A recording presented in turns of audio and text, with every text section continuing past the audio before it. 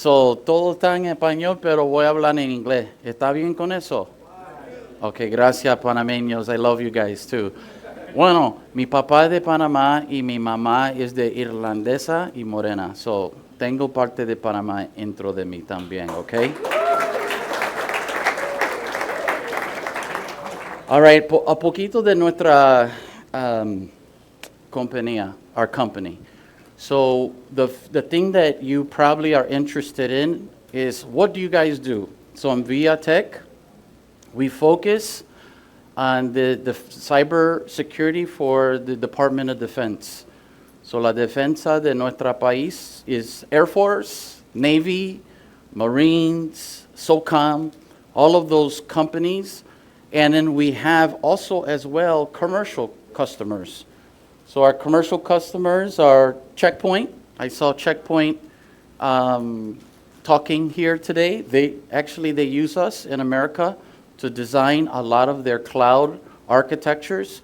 We were the first company in the United States to build the largest Checkpoint AWS environment. And so we help write the blueprint and the SK articles for Checkpoint, so we have a lot of experience with them. We work with Siemens in Germany. Equinix is the data center. And so we do a lot, right? So at the end of the day, the whole focus that we're focusing on in cybersecurity is with our commercial customers and the Department of Defense. So in America, in order to touch top secret data, dato secreto, the United States companies have to come to your organization and verify if you live what you preach. So many of us, we have businesses and we say we're secure. We have auditors that come in and they give you the checkbox and you provide your SSP document to them and they look at you and say, you're secure. But there's another level. The level that we've gone through is actually the Defense Department comes in and they attack your system. It's beyond pen testing. Pen testing, nice.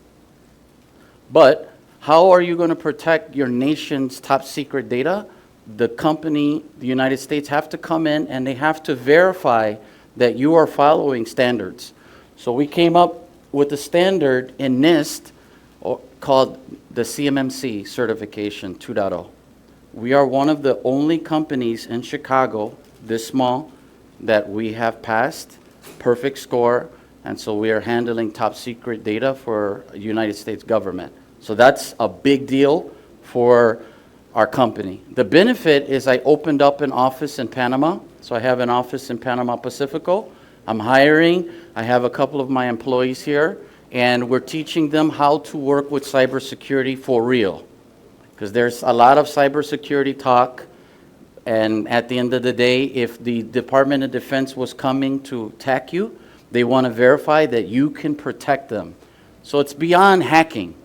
It's beyond pen testing. It's beyond red teaming. You have to have GDPR, NIST, CIS controls, CISA controls. There's so many controls that we follow. So we are now doing our FedRAMP. FedRAMP is basically a cloud architecture that the government can use your software, and I'm going to talk a little bit about our software, and you have to go through 1,200 controls and no errors, not one, no mistakes. So how do you do that? You do that with people who are very technical, that live and breathe cybersecurity, okay? So do you like cybersecurity? Okay. I'm going to ask you something. I heard a lot today about credentials. Everyone was talking about credentials. What are 3 credentials that you can implement in your system to protect your organization? Just 3. Someone said, let me hear. I need to hear. Speak up. Raise your hand. Or MFA is one. Okay, multi-factor authentication. That's one. Biometric is another. I don't remember. It's okay. That's fine. I don't remember the MFA. He remembers MFA. So we said MFA, someone said biometric. Give me another one. Strong password. Okay, what's a strong password? Minimum 13 characters. 13 characters? Combine Letters, numbers, special characters. special characters, right? That's okay. So that's nice. So for our organization, those are the answers we gave the government. And they said, you're not ready. Here's the thing. Someone was talking earlier that social engineering, they could bypass all of those controls that we just talked about. Your fingerprint can be copied. You know that, right? There's technology that we have tested in a SCIF. SCIF is a box that the government has built that refracts EMF signals and RF signals, so it is highly secure. You can't take anything electronic, you got to go in. But we've learned that some of our partners in Israel have figured out by vibrations, they can figure out the characters that we were typing into our laptops to find the strong password. They were able to get in. So what we're learning in our country is at the end of the day, cybersecurity is really zero trust. Okay? So you heard that today a lot, zero trust. Don't trust nobody. The problem is that how can you build a system if you're the one that is managing the zero trust system? How do you do that? So if I can't trust you, but you're managing it with an admin account, how do we manage that? These are the things that you have to think about, that we're thinking about, that we're being pressured by. Why? Because a hacker in another country can write a script, and I think it was you that you were actually doing it. Wow. So are you an engineer? Okay, he's an engineer, so he's actually writing scripts with Kali Linux. That's cool. But a hacker doesn't go to sleep. And the hacker actually is doing that at a large breath. So let me tell you, there is 1 million request transactions that happen to try to get into our government's system every 30 microseconds. Do you know what a microsecond is? It's not seconds, microseconds. So a million to try to break in. So do you think that your 13 characters, you said? Yeah.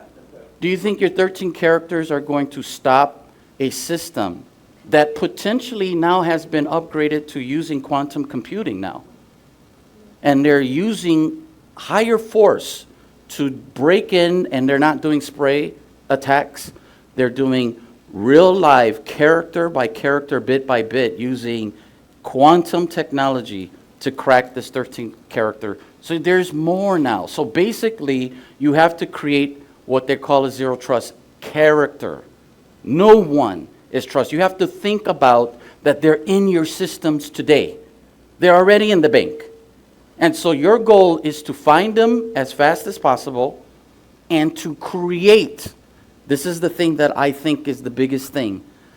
Has anyone heard of decoy networks or deceptive networks?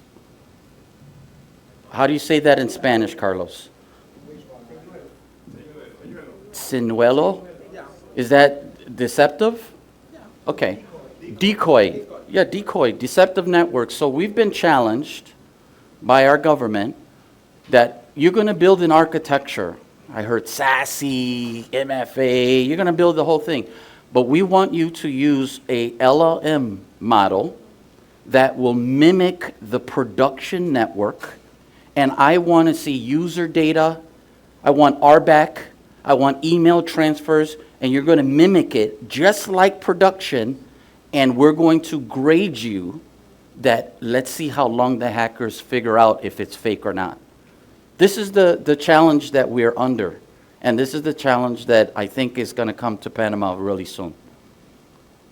So the goal for you is to get beyond the 13 characters, MFA, biometrics, because those days are gone.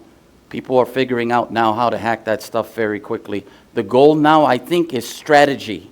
So when you're in war, the goal is to figure out what your enemy is doing and to beat your enemy by creating fake worlds. So we think that the future of cyber has nothing to do with passwords and MFA. It'll be deceptive networks. So in order for us to build, this deceptive network, we built software. Why? Because one of our clients has 33,000 users. And I'm going to ask you a question for the SOC analysts that are here. In Sentinel, even writing a KQL query with your workbooks, can you find the needle in the haystack fast enough? If a user account was compromised, would you be able to figure out which account was hacked in less than 1 minute? So the future is infrastructure that's automated with code. We want to mimic you. So the goal is not to take the human away. I want to mimic you now. Because at night when you go to sleep, to go eat, and to go to Boquete, I'm buying a farm in Boquete, so that's why I'm thinking about Boquete. Café. I'm into café, so I'm buying a café farm. If you want to partner with me, let me know. Pero, when you go to sleep, your attackers are not sleeping. They are constantly figuring out what you need to do. So we've learned there's no way that I'm going to get a SOC team in America and Pakistan and in Panama to keep up with my attackers. What am I going to do? I'm going to automate them. So the job that our team is doing, their goal is to get into the software Structura, which is our software that we built, and you're going to use that tool, and we're going to mimic what you do in your job. We're going to copy what you do in building infrastructure. We're going to copy what you do in threat hunting, and we're going to mimic it automatically. Now, the first thing you think is, oh, I don't have a job no more. That's not true. Why? Because the human is the key to make sure that the systems don't break. We had in one of our clients a LLM, and because LLMs can be hacked as well, and this is on-prem, so we're not using the models, Anthropic, Claude, nothing in the cloud. All of our systems have to be protected in a impact level 6 environment. What does that mean? That means that no human can be in the area of the systems at all. So if you are putting a system in an area that no humans can be in, do you think you're going to be in the console typing things, trying to search who attacked you? Yes or no? That's a question. Yes or no? No. So what do you think you need to do? You need to be using automation and systems that mimic your job, that can do your job in an isolated environment. So these LLMs that we have are sitting in the data center locally, and they're not in the cloud. And they're protected in a NIST 800-207A environment. So I saw a couple of framework peoples. Who knows what NIST 800-207A is? What framework is that? Because I heard ISO, I heard IEC, I heard a little NIST, but what is NIST 800-207A? Somebody. And if you get it right, Carlos, I'm going to give them some money, because and I want to hire that person. But no searching, so I see people going onto their phones already. They're trying to figure it out. God bless you. Do you know what it is?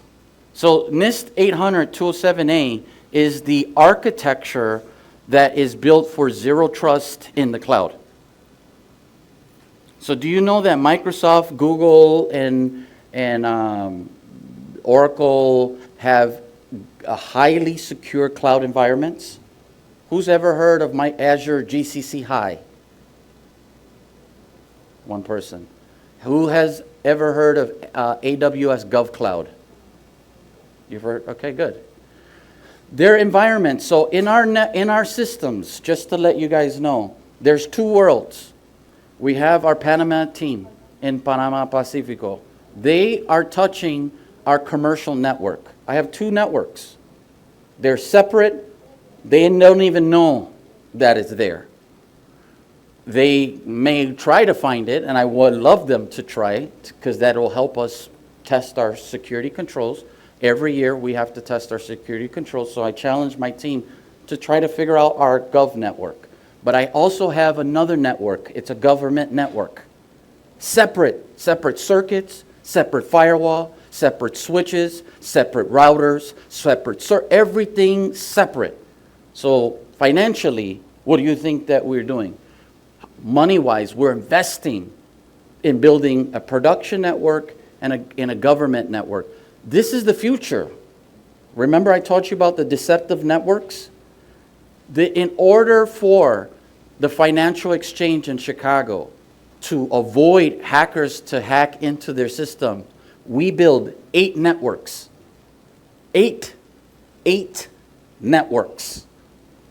Because the financial data is what the hackers want. They want that data. Talking about trillions of dollars that are transacting at the Chicago Mercantile Exchange. So in order for us to stop it, because zero trust wasn't a thing back in those days, and even with zero trust, we're learning with all of the zero trust stuff that we're doing, bugs are kicking in and people are able to exploit those. So putting zero trust is not going to save you. I'm letting you know that right now. It's going to help you, and it'll cause the attacker to slow down, but there's more. And what we're learning is the deceptive networks, or the networks, how do you say it in Spanish? The decoy networks? De engaño. Señuelo, engaño. I like that. Señuelo, engaño. Okay. So in the financial firm, we built 8 networks. So by the time the hacker was coming into the system, they were confused trying to understand what is real and what's fake. Because you have to create confusion for these guys. They are building systems that are figuring out to look at metadata, headers, fingers, cookies, crumbs, things that we're leaving, that we're building analytics off of, but they're figuring out what is real and what's fake. And so that's where these decoy networks come in, where we simulate and we take the data that we have in production and we copy it, and it's just some time off, and we replay it in our fake networks. And so they don't know what's going on. They think it's real, okay? Okay, so arquitectura de confianza cero, nivel óptimo. Okay, yo dije algo, okay. Yeah. Okay, so, ¿qué nosotros tenemos aquí? In este arquitecto, in this design, we had to build 152 controles.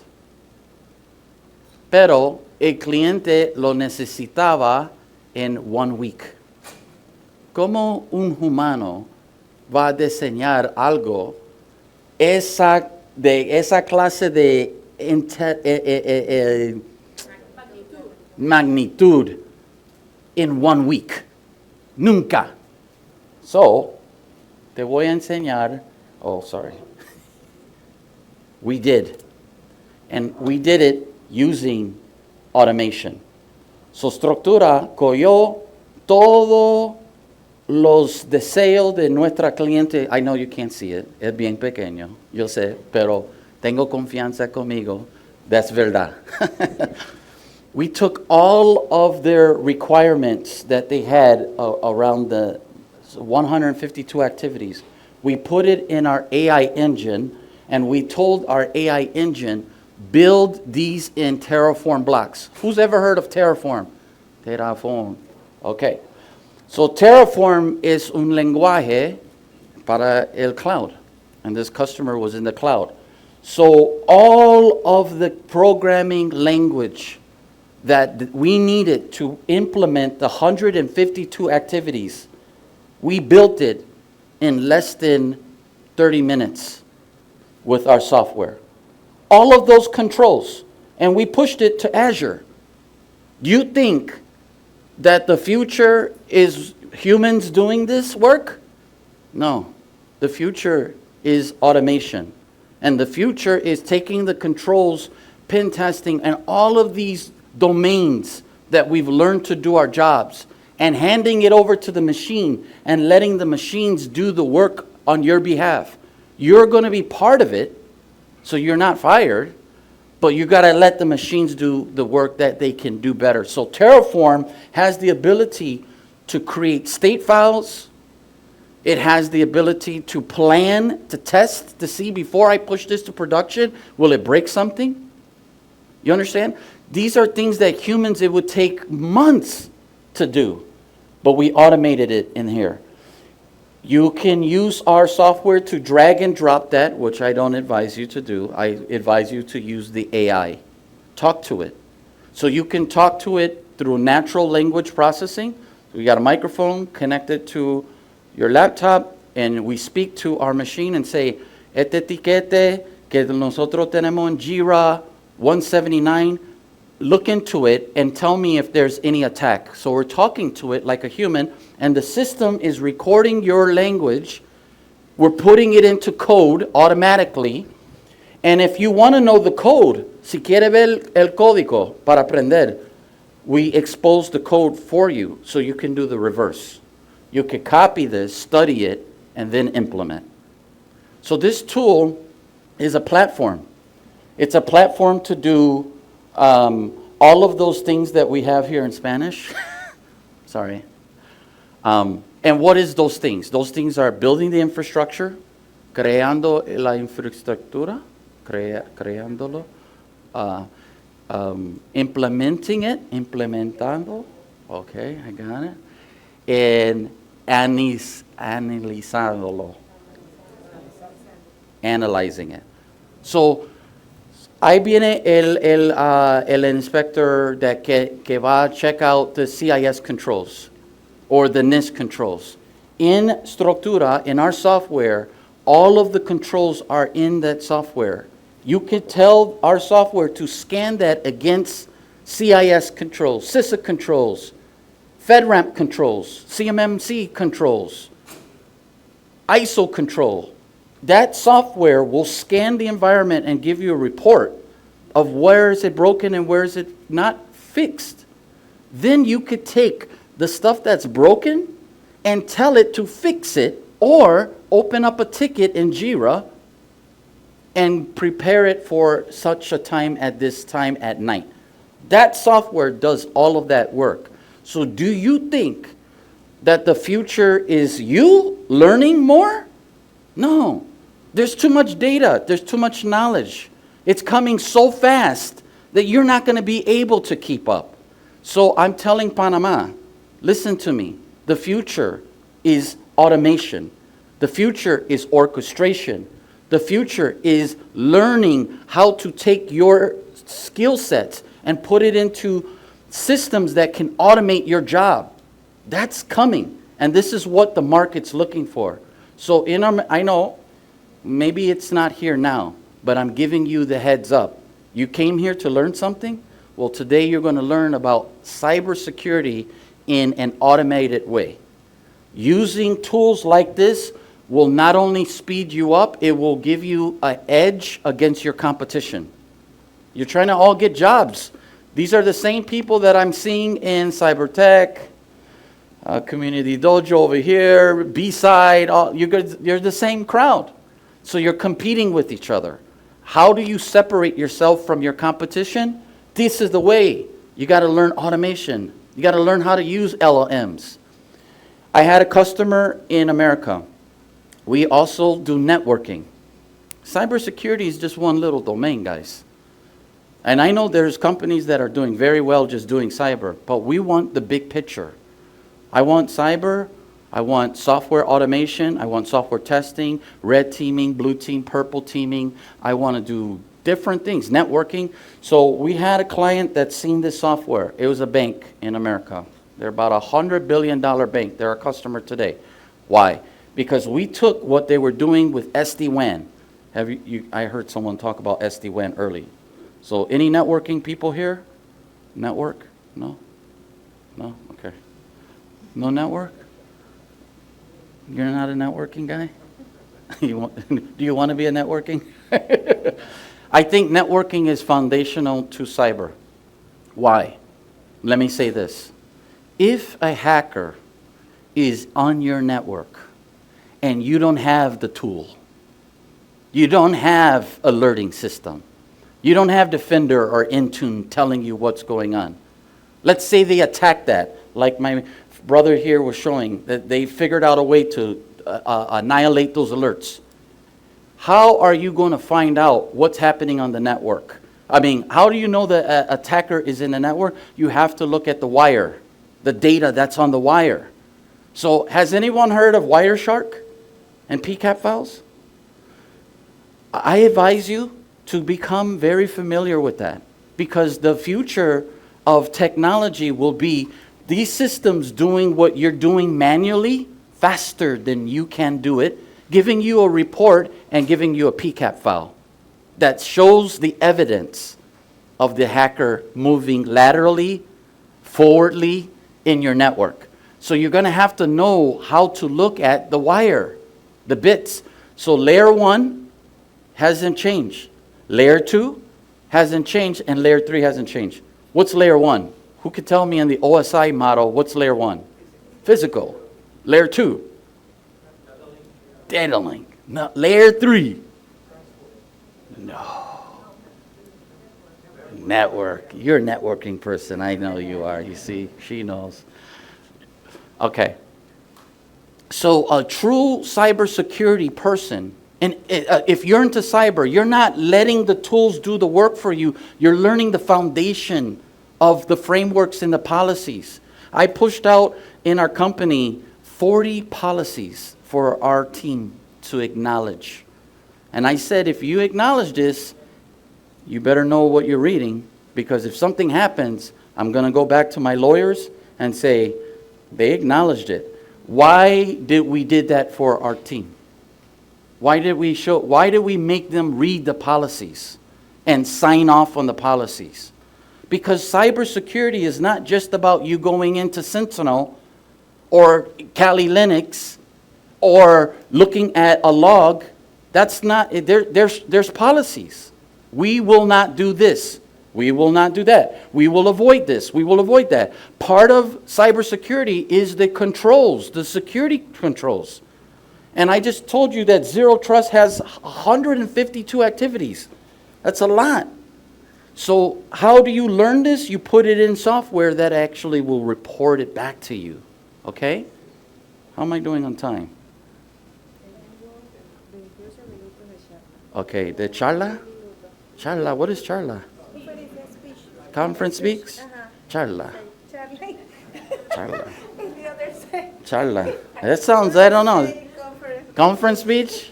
Is that Panamanian? Yes. Ah, that's why I never heard that. I was like, yes, charla. I never heard that. Okay, here's another example that I'm going to show you. We built a Protect Web. I heard a lot of people talking about Microsoft 365. Let me tell you something. This job, the government has 5,000 people in this department that we're talking to. 5,000 people logging in to do this work that I'm going to show you here today. We built, it took us a year and a half. It took time. They gave us 4 levels, tier 0 to tier 3. Build us this work. I want you to tell us if someone, and this is Zero Trust, has anyone heard just-in-time access? Have you heard of just-in-time access? Everybody in this network has just-in-time network access. Who knows Microsoft Privilege Information Manager, PIM? No one has access forever. Why? Because we practice zero trust. So I don't trust you and I don't trust me. So if we can't trust each other and we're operating in zero trust, if you want to do something in the network, we give you access for that time and we take it away. Who's practicing that in their jobs today? Raise your hand. Good. Well, yeah, you know you are this guy. So this is the key to helping become part of the cybersecurity protection. So here we go. We had the customer came to us and said, we need to know if someone is entering the network without MFA. They forgot their key. For us, you guys know about Ubico, right? Ubico keys. You've seen this, right? So this is part of the defense. This is not the defense, it's part of the defense. It's just one piece. So if you log in and you don't have this, it breaks one of the pillars and we get notified. But if you have 5,000 people monitoring the logs to do that, do you think they're going to catch everything? No. So what we did for this customer, I think, there you go, we built oh, no, we didn't. How do we go backwards? Okay, I'm sorry. Let me press play here. So we built for this customer a workflow that allows everything. Did it play? No, it's not playing. Let's see. Okay. So we built a workflow that actually has all of the steps. Every step that you do in your job. We took one whole year and we built workflows for each and every one of those steps. So you're not needed no more.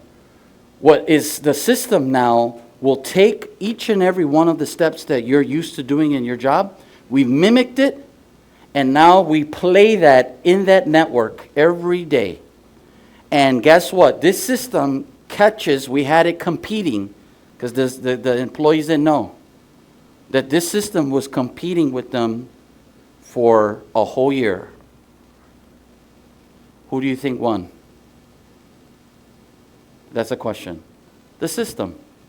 The system did not miss one person who did not log in with MFA. And they missed over 30% of the people who didn't use MFA. That could have been an attacker. So what do you think happened? They asked us, can we use your software to take these people's job and mimic them? Eventually, it got to the point where they learned they don't need 5,000 people. That 5,000 people shrunk down to 100 people. So this is the future. So I'm telling you now in Panama, please, don't get too caught up in learning all of the attack vectors, the MITRE attack vectors that are out there. Learn them, and I'm not saying don't, but there's so many attack vectors. There's so many different ways. You don't memorize that. What you want to do is you want to use systems that can take the intelligence of what you're doing, put it into your system. So when a pen tester comes, rather than running scripts, they should be running Structura.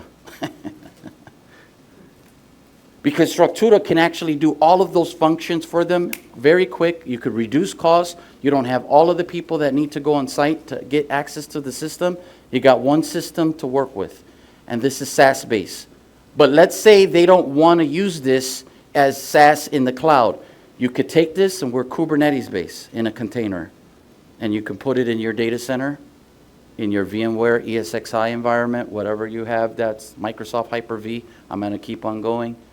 You could take it, put it in your environment, and let this run so it's not connected to the cloud, and it runs locally. Okay? How many minutes do I have? 5 more minutes. All right. Maybe I should open it up for questions, because I have so much. Sorry.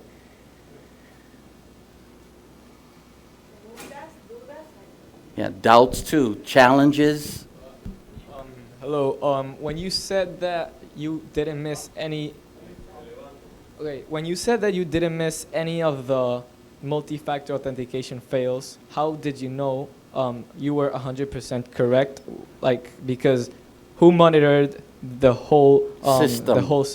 So who was checking the system? Yeah. Who was checking you were 100% correct? Yeah, so we went to Sentinel. I don't know if you guys heard Microsoft Sentinel or any SIM that they had. They Sentinel, Splunk, MongoDB. We could keep on going. We took those logs. We did it. Remember, it's a year challenge. We took their operation team to go through, look through the logs step by step to validate. We didn't do it. I didn't verify. The customer verified for themselves. And through them confirming and coming back to us that the system caught all of the MFA users that were not logging in correctly versus what they were missing, they proved it themselves. We weren't involved.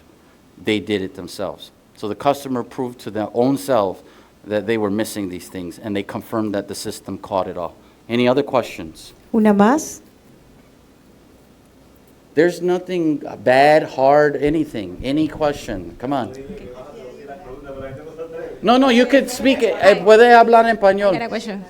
What is the strategy or tools would you recommend for applying zero trust in the Kubernetes? In Kubernetes? Yeah. Okay. So whoever's asking that question, that's good. NIST 800-207A is what I advise them to use. Here's some applications that I can tell you that can help them get to there. Envoy, Istio, Azure AKS, EKS in AWS, and there is an open source tool called Platform One in the United States that's free, and it hits all of the zero trust controls, and it's open source.